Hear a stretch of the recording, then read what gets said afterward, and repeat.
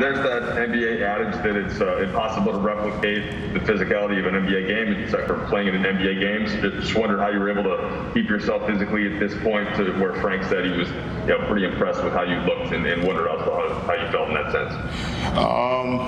Yeah, I mean, I haven't played in a game in 6 weeks, and no contact, no 5-on-5. I've been doing a bunch of individual workouts and a lot of running, trying to keep my my heart rate going and my conditioning going. And for my first game in 6 weeks, I felt okay. As far as my win, I felt pretty good.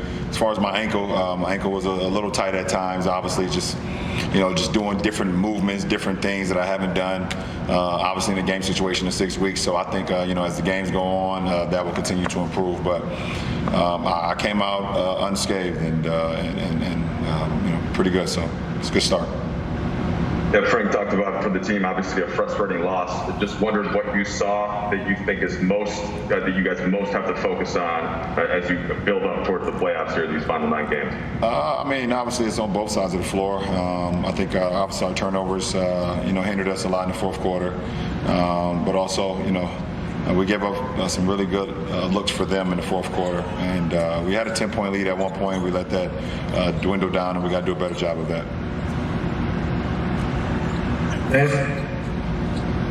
LeBron, welcome back. It seems like so long ago when you guys were 21-6, and it looked like a defending championship run was, like in the cards, everything moving in the right direction.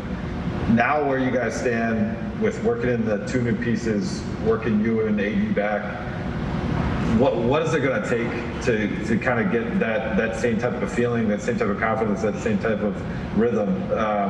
To be when the games tip off of the playoffs, to be in that same type of place? Well, minutes on the floor helps. The more minutes that we get on the floor with our full unit that we have will only help us, and wins as well. But we can learn a lot in our losses. So, we got to continue to get better. We are working in, like you said, 2 new pieces in Drummond and Ben, and then we also working in 2 new pieces that was already here, myself and AD, so to the forward. So, every opportunity, like you said, film sessions, and shoot arounds, and it's not much practice time, obviously, but the games, we got to get better from that.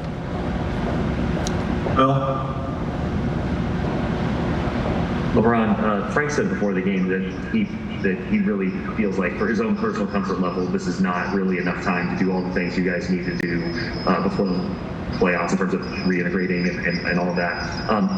How much do you think you guys can accomplish in these final 9 games, and what do you think is just going to end up on the cutting room floor because of how much time is left? Yeah, I mean, it sounds so weird, Bill, what you're just saying. It's only 9 games left. It's just been it's been a hell of a season, obviously, and everything has felt so rushed, it's a game every other day, or it's a game, back-to-backs, and you can have as many 4 or 5 games in a week, so.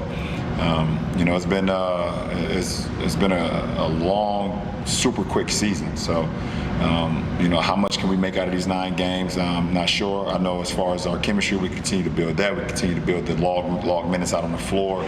Continue to build some things, obviously, but we can't.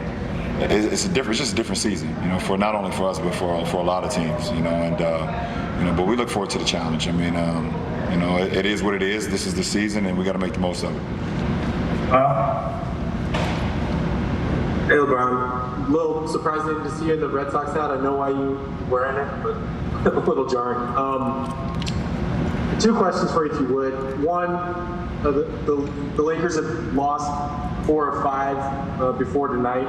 Did that give you urgency to come back? And 2, when you hit your first bucket, the and 1 at the end of the first quarter, was that a little bit of a relief from you testing that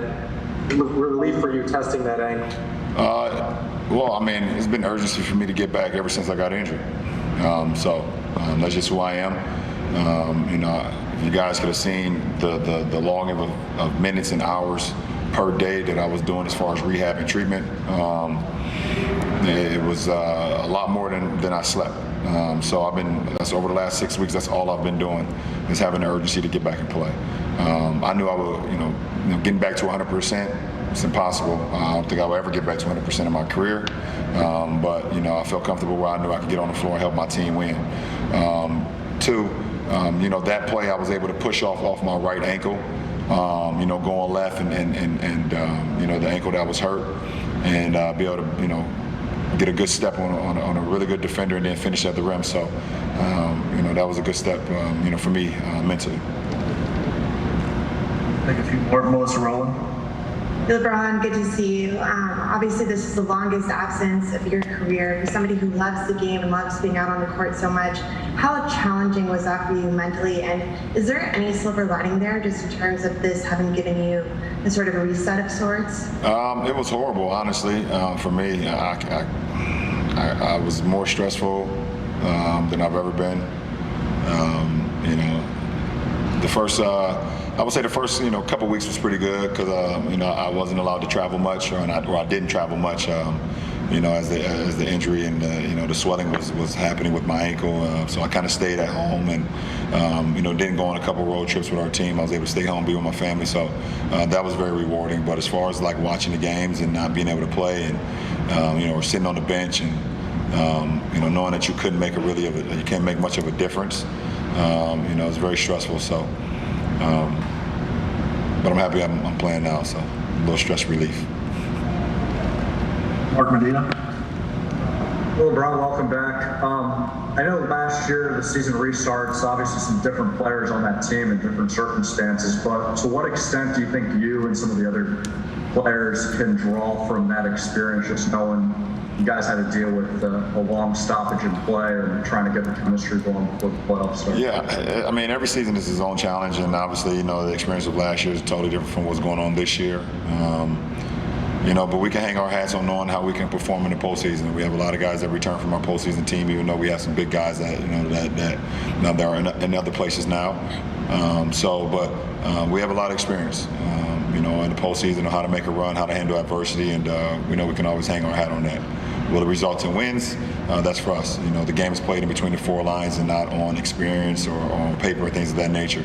Got to go out and do it too, but you can always go back and use some of those for some times where you just feel like, okay, can I do this or can I not? Last one, Rachel Nichols. Yeah, LeBron, welcome back. Just wondering, when you are sitting out injured like that, how do you mentally sort of watch the games? We saw you on the sideline week after week. Do you kind of put yourself in on different plays, or is it more just absorbing what the different guys in the court are doing? I do it from both perspectives. I do it from a sense of, giving my voice to what was going on the floor for my teammates. Okay, this is what I saw, whatever. This is what I think we can exploit. This is the mistakes we made. And then on the other side, I put myself in a position to say, okay, this is the play I would have made. If I was in that position, I would have made that play. How about I could affect the game in that way? That's the stressful side, when you know that if you're on the floor, you can make those plays and you can help your teammates win, but you physically can't be out there to do it. So that's the stressful point. So it's both sides of the coin. Giving my teammates, pointers and things I see on the floor, but also having that stressful point where you can't affect the game because you can't play. Well, you should be stress-free from here on out, then. I'm sure it's going to be fine. We get